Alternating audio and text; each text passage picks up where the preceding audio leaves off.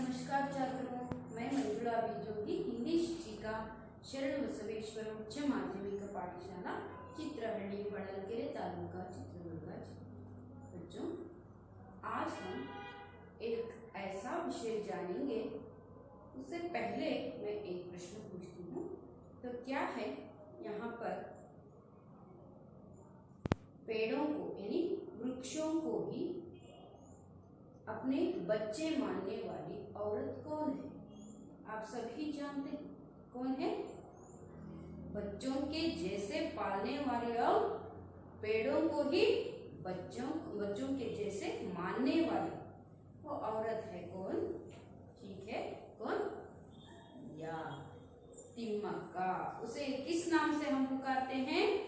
सालुमरदा Thimmakka Alva. तो आज हम हिंदी वंदनी तृतीय भाषा हिंदी 8वीं कक्षा का जो गद्य पाठ है वृक्ष प्रेमी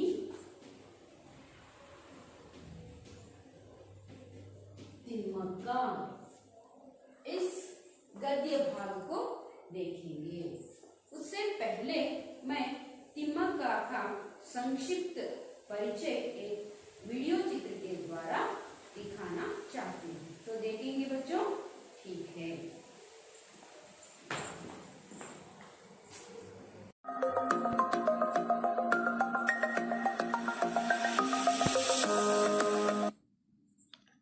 कई बार हम किसी काम को करने से पहले ये सोचते हैं कि हम उस काम में सफल होंगे या नहीं होंगे, हमें उस काम को करने से कोई फायदा होगा या नहीं। खासकर जब बात प्रकृति के संरक्षण की आती है तो युवा से युवा व्यक्ति भी प्रकृति के संरक्षण के कार्यों से जी चुराते हुए नजर आते हैं। पर कर्नाटक की 105 वर्ष की शालूमरदा ने पर्यावरण वृक्ष संरक्षण में युवाओं को भी पीछे छोड़ दिया है। इनके नाम में शालूमरदा का अर्थ है वृक्षों की कतार। यह नाम इनको 400 बरगद के पेड़ सहित 8000 से भी ज्यादा वृक्ष लगाए जाने के कारण दिया गया है। इन्हें हम वृक्ष माता के नाम से भी जानते हैं। इनको यह नाम कई वृक्षों को लगाने के कारण मिला है। इन्हें पद्मश्री पुरस्कार सहित कई और पुरस्कार मिले हैं, जिनमें national citizen award 1995, Indira Priyadarshini Vishwamitra award 1997, Karnataka Kalpavali award 2000, Godfrey Phillips bravery award 2006, Nadoja award Hampi university 2010, honour certificate from women and child welfare department जो कि कर्नाटक गवर्नमेंट की तरफ से मिला है, वीर चक्र प्रशस्ति award 1997, certificate of appreciation from Indian institute of would science and technology Bengaluru की तरफ से मिला हुआ है। शालूमरदा आज 105 वर्ष की हैं, पर आज भी उनका जोश वृक्षों को लगाने के मामले में किसी युवा से कम नहीं है। वो 80 वर्षों से वृक्ष लगा रहे हैं। उन्होंने अपने दुख को अपनी कमजोरी ना बनाते हुए उसे अपनी शक्ति बनाया। शादी के काफी समय बाद तक जब उन्हें कोई संतान नहीं हुई तो लोगों का व्यवहार उनके प्रति काफी खराब हो गया। उस समय उनके पति ने उनका साथ दिया। शालूमरदा ने स्वयं को व्यस्त रखने के लिए व अपने एकाकीपन से बचने के लिए वृक्ष लगाना शुरू किया। फिर ये उनका शौक बन गया। बाद में ज्यादा से ज्यादा वृक्ष लगाना ही उनके जीवन का लक्ष्य बन गया। उन्होंने पौधों के प्रति इतना प्रेम किया कि आज 8000 से भी ज्यादा वृक्ष उनके द्वारा लगाए गए हैं। इन्हीं सभी कारणों से उन्हें पद्मश्री पुरस्कार से सम्मानित भी किया गया है। इनके जीवन से हमें ये सीखना चाहिए कि अपने जीवन में एक लक्ष्य रखो, उसके प्रति समर्पित रहो और वो इस समर्पण भाव से आगे बढ़ते रहो। अगर हम ऐसा समर्पण रखेंगे तो दुख और ठीक है छात्रों, अब तक आपने क्या देखा? तिम्मक्का जी का संक्षिप्त परिचय एक वीडियो चित्र के माध्यम से देखा। आपको समझ में आया कि तिम्मक्का कौन है, ये किस प्रकार अपना पेट पालती थी, उसके साथ साथ वृक्ष प्रेमी कैसे बनी, ये सभी आपने देखा। अब हम क्या करेंगे, इस पाठ को अभी ठीक से इसके अंतर्गत हम सीखते जाएंगे। ठीक है, तो शुरू करेंगे उसमें वृक्ष प्रेमी तिम्मक्क। ಹಾಗಾದ್ರೆ ಈ ವೃಕ್ಷ ಪ್ರೇಮಿ ತಿಮ್ಮಕ್ಕ ಪಾಠ ಸಂಕಲಿತ ಪಾಠವಾಗಿದೆ। ಅದರಲ್ಲಿ ನಾವು ಏನು ಕಲಿತೀವಿ ನೋಡೋಣ। इस पाठ से सालू मರದ तिम्मक्क के अमूल्य पर्यावरण प्रेम का परिचय दिया गया है। ಇಲ್ಲಿ ಪರಿಸರ ಪ್ರೇಮವನ್ನ ಕೊಡಲಾಗಿದೆ, जिससे बच्चे पर्यावरण की रक्षा करने में अपना निष्ठापूर्ण सहयोग दे सकते हैं। आप भी तिम्मक्क के जैसे ही पर्यावरण प्रेमी बनकर वृक्षों को पालना, पोषण करना और उनको लगाना, पेड़ पौधे रक्षा करना, इसके बारे में आप जानकारी प्राप्त करते हैं और इच्छुक भी हो जाते हैं। वो एक अनपढ़ थी, फिर भी उन्होंने क्या किया, पर्यावरण के बारे में सोचकर उसके माध्यम से उन्होंने क्या किया, वृक्षों को लगाकर उनको अपने बच्चों के जैसे पाला। अब कितने हैं ये सभी आपने देखा है। तो ठीक है, उसमें जो शब्दार्थ आते हैं हम उनको देखते जाएंगे। मिसाल का अर्थ होता है उदाहरण। एक शब्द आया है मिसाल, तो उसका अर्थ होता है उदाहरण। कौर का अर्थ होता है निवाला, तुत्तु अंत, नेनपिट्कोळ्ळि। उसके बाद मेहनत का अर्थ होता है, आपको मालूम है, परिश्रम। इंतजाम ಅಂದ್ರೆ ವ್ಯವಸ್ಥೆ ಮಾಡೋದು, ವ್ಯವಸ್ಥಾ करना, ಪ್ರಬಂಧ करना ಅಂತ ಕೂಡ ಹೇಳ್ತಾರೆ। ಮತ್ತೆ ಪ್ರಬಂಧ ಅಂದ ತಕ್ಷಣ ಕನ್ನಡದ ಎಸ್ಸೆ ಅಂತ ತಿಳ್ಕೋಬೇಡಿ, ಇಲ್ಲಿ ನೀವೇನಂತ ತಿಳ್ಕೋಬೇಕು, ಹಿಂದಿ में ವ್ಯವಸ್ಥೆ ಮಾಡುವುದು ಅಂತ, इंतजाम करना। उसके बाद तरसना, तरसना ಅಂದ್ರೆ ಕಾತರಿಸುವುದು, ತಡಪ್ನ ಅಂತ ಕೂಡ ಹೇಳ್ತಾರೆ। राहगीर का अर्थ होता है पथिक, पंथी, यात्री ಅಂತ ಕೂಡ ನಾವು ಹೇಳ್ತೀವಿ। दारी होकर यात्रिಗಳು ಅಂತ ನಾವು ಕರೀತೀವಿ। उसके बाद मुसीबत, मुसीबत ಅಂದ್ರೆ कष्ट, संकष्ट, समस्या, विपत्ति ಅಂತ ಅದರ ಅರ್ಥ ಬರುತ್ತೆ। तबीयत का अर्थ होता है स्वास्थ्य, अर्थात आरोग्य ಅಂತ। उसके बाद तकलीफ, तकलीफ अंद्रू ಕೂಡ ತೊಂದರೆ, कष्ट आगोದು। उसके बाद बदौलत एक शब्द आया है, ये आपने नहीं सुना है शायद।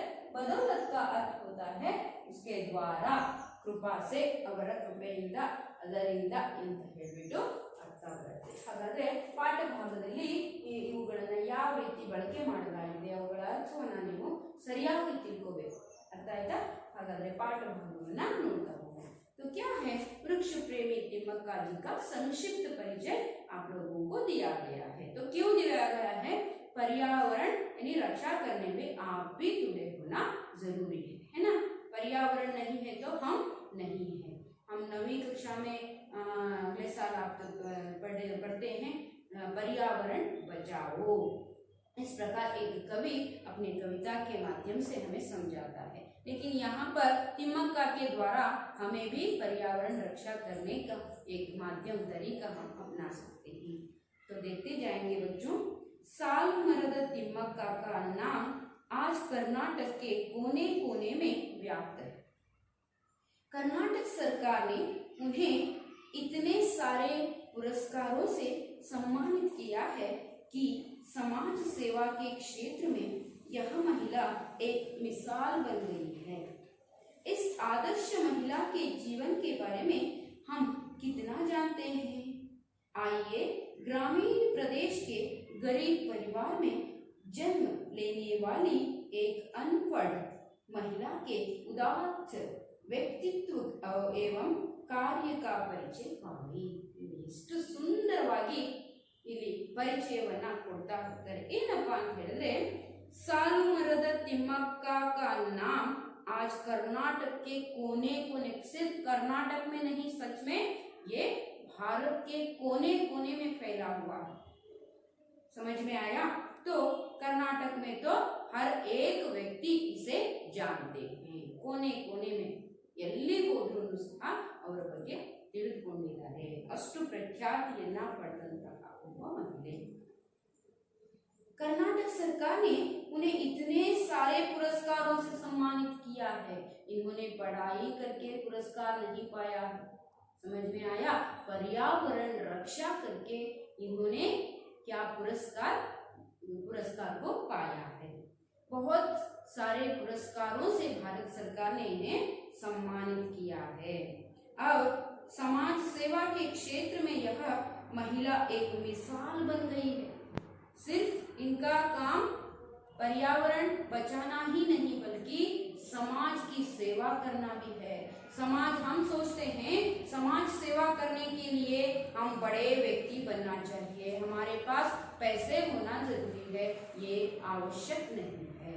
तो क्या है यहाँ पर, जो सेवा करने का मन अपना होना चाहिए। ठीक है, तो ऐसे ही ये एक मिसाल बन रही है, ಒಂದು ಉದಾಹರಣೆಯಾಗಿದ್ದಾಳೆ। ಸಮಾಜ ಸೇವೆಯಲ್ಲಿ ಇವಳ ಹೆಸರು ಮೇಲಿನ ಒಂದು ಸ್ತರದಲ್ಲಿ ಬರುತ್ತೆ। इस आदर्श महिला के जीवन के बारे में हम कितना जानते हैं, लेकिन उसके बारे में पूरा जानकारी प्राप्त नहीं है। हम मिलती है कभी जानकारी, उसके बारे में देखने के लिए नहीं जाते। लेकिन आप बच्चे हैं, अभी से छात्रों को इस पर्यावरण रक्षा के लिए एक अनपढ़ औरत भी और समाज सेवा के लिए एक गरीब औरत भी काम कर सकती है। अपने राज्य के लिए, अपने देश के लिए, लोगों के लिए, यानी पर्यावरण के लिए क्या क्या कर सकती हैं, ये देखकर हमारा मन भी उस तरफ यानी उत्सुक होना पड़ता है। ऐसा एक माहौल यहाँ निर्माण होता है। तो देखते जाएंगे। इस महिला के बारे में हम बहुत कम जानते हैं लेकिन बहुत कम जानते हैं, है ना बच्चों। तो इसीलिए क्या करेंगे, आज उनके बारे में हम पूर्ण जानकारी प्राप्त करेंगे। ऐसी उदात्त अनपढ़ महिला के बारे में हम परिचय पावे। ये अनपढ़ थी, अनपढ़ का अर्थ होता है अनक्षरस्ಥ ಮಹಿಳೆ। ಇಂತಹ ಅನಕ್ಷರಸ್ಥಳಾಗಿದ್ದು ಬಡ ಕುಟುಂಬದವಳಾಗಿದ್ದು ಸಹ ಪರಿಸರದ ಜಾಗೃತಿ ಮೂಡಿಸುವಲ್ಲಿ, ಪರಿಸರ ಪ್ರೇಮವನ್ನ ತೋರಿಸುವಲ್ಲಿ ಹಾಗೂ ಸಮಾಜ ಸೇವೆ ಮಾಡುವಲ್ಲಿ ಒಂದು ಎಲ್ಲಾ ಜನರಿಗೂ, ಮಹಿಳೆಯರಿಗೂ ಸಹ ಇವಳು ಮಾದರಿಯ ಉದಾಹರಣೆಯಾಗಿದ್ದಾಳೆ। ಅವಳಿಗೆ ತುಂಬಾ ಪುರಸ್ಕಾರಗಳು ಸಹ ಸಂದಿದ್ದಾವೆ। ಹಾಗಾಗಿ ನಾವು ಅಂತಹ ಮಹಿಳೆಯ ಪರಿಚಯವನ್ನ ತಿಳ್ಕೊಳ್ಳೋದು ತುಂಬಾ ಅವಶ್ಯಕ। ಹಾಗಾಗಿ ನೋಡೋಣ ಬನ್ನಿ ಅಂತ ಪಾಠ ಪ್ರಾರಂಭವಾಗುತ್ತೆ। ठीक है, तो आगे देखेंगे। तिम्मक्का का जन्म तुमकुर जिला गुब्बी तालुका में एक छोटे से गांव कक्केनहल्ली में हुआ। याद रखिए, उनका गांव कौन सा, तुमकुर जिला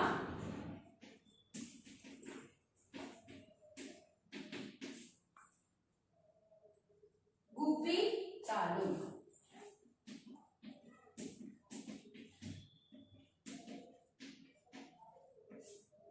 गांव कौन सा है, कक्केनहल्ली।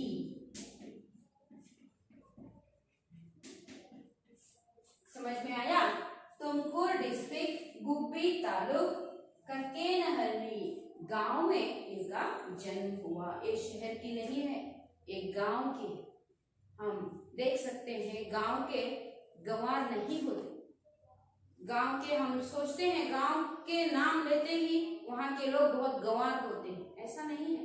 गांव के लोग गंवार नहीं होते हैं, जो शहर के लोगों से भी ज्यादा बुद्धिमान, परिश्रमी, समाज सेवा करने वाले होते हैं। तो ऐसी ही एक महिला कौन है, तिम्मक्का है। आपने देखा वीडियो चित्र में, है ना। तो क्या है, तिम्मक्का का जन्म तुमकुर जिला गुब्बी तालुका में एक छोटे गांव कक्केनहल्ली में हुआ। उनके पिता चिक्करंगैया और माता विजयम्मा थे। चिक्करंगैया, याद रखिए इनके पिता कौन है,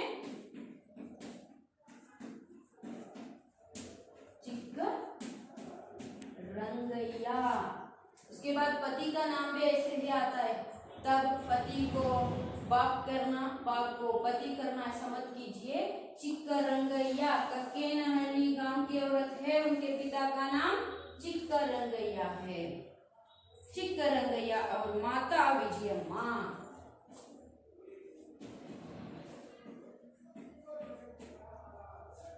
माँ कौन है, विजयम्मा। उनके पिता कौन है, चिक्करंगैया। कौन से जिला की है, तुमकुर जिला। कौन से तालुक के है? गुब्बी तालुक। छोटा सा कौन सा गांव है? कौन सा है? कक्केनहल्ली की विजयम्मा और चिक्करंगैया की पुत्री है। कौन? तिम्मक्का। तिम्मक्का इनकी 6 संतानों में से एक थी। अभी एक संतान हम देख सकते हैं, नहीं तो 2, 3 मतलब ज्यादा हो गए, लेकिन ये कितने संतानों में थी? 6 संतानों में। 6 ಮಕ್ಕಳಲ್ಲಿ ಒಬ್ಬಳಾಗಿತ್ತು ಯಾರು? ತಿಮ್ಮಕ್ಕ। ಯಾರ 6 ಮಕ್ಕಳಲ್ಲಿ? ಚಿಕ್ಕರಂಗಯ್ಯ और विजयम्मा के 6 संतानों में एक थी। हौदा? हागेने तिम्मक्का के माँ बाप मेहनत मजदूरी करते हुए अपना पेट पालते थे। ये बड़े अमीर व्यक्ति नहीं थे, ये राजनेता नहीं थे, ये ऐसे महान व्यक्ति नहीं थे, लेकिन अपने गांव में मेहनती बनकर, गरीबी होने पर भी वो परिश्रमी बनकर काम करने वाले थे। हम सोचते हैं नेता बनकर ही काम कर सकते हैं, अमीर होकर ही काम कर सकते हैं, सेवा कर सकते हैं, पैसा है तो ही हम समाज सेवा कर सकते हैं। ऐसा नहीं है, करने का मन चाहिए, है ना? वैसी ही एक औरत थी। मेहनत मजदूरी ಪರಿಶ್ರಮದ ಕೂಲಿ ಕೆಲಸವನ್ನ ಮಾಡಿ ಅವರು ತಮ್ಮ ಹೊಟ್ಟೆಯನ್ನ ಹೊರಕೊಳ್ತಾ ಇದ್ರು। ಪೇಟ್ ಪಾಲ್ತೆ थे, ಹೊಟ್ಟೆ ಹೊರೆಯೋದು ಅಂದ್ರೆ ತಮ್ಮ ಜೀವನವನ್ನ ನಡೆಸ್ತಾ ಇದ್ರು। पेट का अर्थ होता है ಹೊಟ್ಟೆ, पीठ का अर्थ होता है ಬೆನ್ನು। ಇಲ್ಲಿ ಬೆನ್ನು ಇಲ್ಲ, ಹೊಟ್ಟೆ ಇದೆ। तिम्मक्का के पति का नाम बिक्कला चिक्कैया था, इसीलिए चिक्करंगैया बिक्कला चिक्कैया। पति कौन है?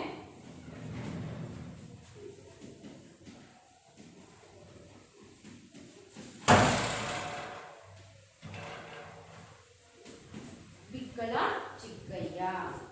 ಗಂಡನ ಹೆಸರು ಏನಾಗಿತ್ತು? ಬಿಕ್ಕಳ ಚಿಕ್ಕಯ್ಯ ಆಗಿತ್ತು। ತಂದೆ ಚಿಕ್ಕರಂಗಯ್ಯ, ತಾಯಿ ವಿಜಯಮ್ಮ। पति का नाम बिक्कला चिक्कैया था। वे भी अनपढ़ थे, ಅವರು ಸಹ ಅನಕ್ಷರಸ್ಥರಾಗಿದ್ದರು। ಅರ್ಥ ಆಯ್ತು? ಅವಳು ಓದಿರಲಿಲ್ಲ, ಈ ಯಾರು बिक्कला चिक्कಯ್ಯನು ಸಹ ओदिरलिಲ್ಲ। वे भी अनपढ़ थे। रोज दूसरों के खेत में पसीना बहाकर काम किया करते थे। पसीना बहाना, पसीना बहाना ಅಂತ ಹೇಳಿದ್ರೆ ಬೆವರು ಸುರಿಸಿ ದುಡಿಯುವುದು, ಅಂದ್ರೆ ಕಷ್ಟಪಟ್ಟು ಪರಿಶ್ರಮ, ಹಾರ್ಡ್ ವರ್ಕ್ ಮಾಡೋದಕ್ಕೆ ಬೆವರು ಸುರಿಸಿ ದುಡಿಯೋದು ಅಂತ ಹೇಳ್ತಾರೆ। ಸುಮ್ಮನೆ ದುಡಿಯೋದಂದ್ರೆ ಕೆಲಸ ಮಾಡೋದು, काम करना हो जाता है, लेकिन पसीना बहाकर ಅಂದ್ರೆ ನಮ್ಮ ಬೆವರ ಹನಿ ಭೂಮಿಗೆ ಬೀಳಬೇಕು, ಹಾಗೆ ದುಡಿಯೋದು ಅಂದ್ರೆ कष्टपट्टू परिश्रमियागी मेहनती करके मजदूरी करते थे। वो भी दूसरों के खेत में, ಬೇರೆಯವರ ಹೊಲದಲ್ಲಿ ಕೂಲಿ ಕೆಲಸ ಕಷ್ಟಪಟ್ಟು ದುಡಿದು ತಮ್ಮ ಹೊಟ್ಟೆಯನ್ನ ಹೊರಕೊಳ್ತಾ ಇದ್ರು। ಇವರು ಸಹ ಓದಿರಲಿಲ್ಲ, ಅವರು ಸಹ ಓದಿರಲಿಲ್ಲ। उसके बाद इस दंपति को एक एक कौर के लिए कड़ी मेहनत करनी पड़ती थी। कौर मैंने लिखा है, कौर का अर्थ होता है निवाला, निवाला का अर्थ होता है तुत्तु। ತುತ್ತು ಕೂಳಿಗಾಗಿ ಒಂದೊಂದು ತುತ್ತಿಗೂ ಸಹ ಕಷ್ಟಪಟ್ಟು ದುಡಿದೇ ಅವತ್ತಿನ ಊಟವನ್ನ ತಿನ್ಬೇಕಾಗಿತ್ತು। ನೋಡಿ, ಅಂಥವರು ಸಹ ಪುರಸ್ಕಾರಕ್ಕೆ ಯೋಗ್ಯರಾಗ್ತಾರೆ ಅಂತ ಹೇಳಿದ್ರೆ ಅವರು ಮಾಡುವಂತ ಕೆಲಸ ಅಷ್ಟು ನಿಷ್ಠೆಯಿಂದ ಮಾಡಿದ್ರೆ ಯಾರು ಏನು ಬೇಕಾದ್ರೂ ಸಾಧನೆಯನ್ನ ಮಾಡಬಹುದು ಅನ್ನೋದಕ್ಕೆ ಒಂದು ತಕ್ಕ ಉದಾಹರಣೆ ಯಾರು? ತಿಮ್ಮಕ್ಕ ಆಗಿದ್ದಾರೆ। ಹಾಗಾಗಿ मेहनत करनी पड़ती थी, कमाई भी बहुत कम थी, आदरे दुडिमे ತುಂಬಾ ಕಡಿಮೆ ಇತ್ತು। यदि एक दिन मजदूरी नहीं करते तो उन्हें भूखे रहना पड़ता था।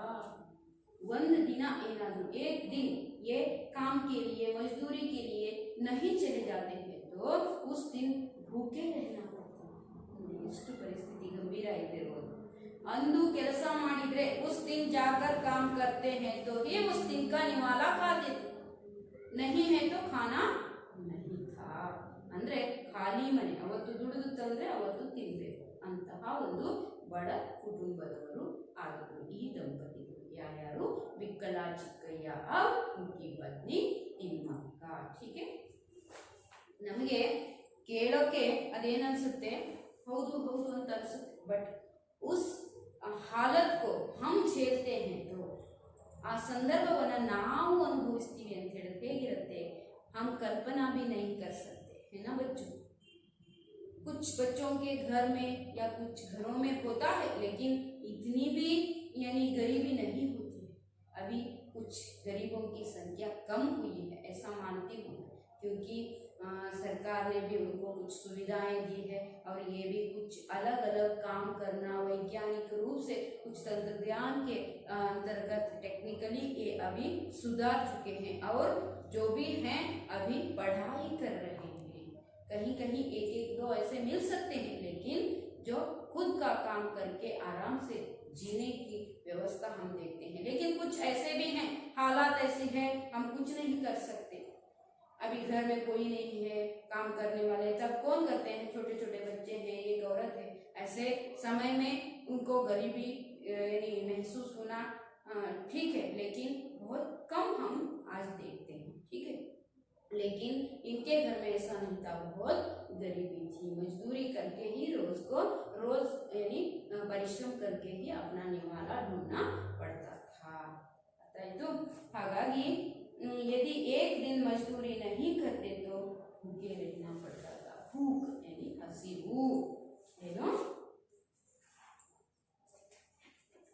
भूख का अर्थ होता है ಹಸಿವು। ಒಂದ್ ದಿನ ಕೆಲಸ ಮಾಡಿಲ್ಲ ಅಂದ್ರೆ ಹಸ್ಕೊಂಡೆ ಮಲ್ಕೋಬೇಕಾಗಿತ್ತು, ತಣ್ಣೀರ್ ಪಟ್ಟಿನೇ ಗತಿಯಾಗಿತ್ತು ಅಂತ। ಹಾಗೇನೆ ತಿಮ್ಮಕ್ಕ निसंतान थी। तिम्मक्का कैसी थी, निसंतान थी। पति पत्नी बच्चों के लिए तरस जाते थे। अंत में उन्होंने एक बच्चे को गोद लिया। दत्तक पुत्र के सगे माँ बाप को लोगों की कटु निंदा सुननी पड़ी। उन्होंने अपने बेटे को वापस ले लिया।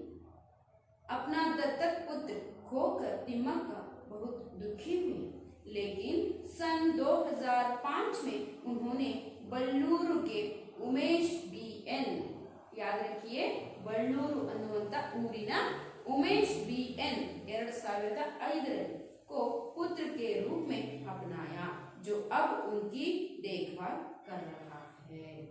ಏನವರ ಹೆಸರು, ಉಮೇಶ್ BN ಅನ್ನುವಂತಹ ಬಳ್ಳೂರಿನ ಒಬ್ಬ ಬಾಲಕನನ್ನ ಅವಳು ಏನ್ ಮಾಡ್ತಾಳೆ, 2005 ದತ್ತಕ್ಕೆ ತೆಗೆದುಕೊಳ್ತಾಳೆ।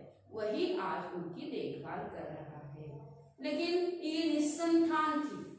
निसंतान संतान ಅಂದ್ರೆ ಮಕ್ಕಳಿರಲಿಲ್ಲ ಇವರಿಗೆ। ಹಾಗಾಗಿ ಇವಳು ಏನ್ ಮಾಡ್ತಿದ್ರು, पति पत्नी दोनों चिंता करते थे, तरस जाते थे, ಕಾತರಿಸ್ತಾ ಇದ್ರು बच्चों के लिए।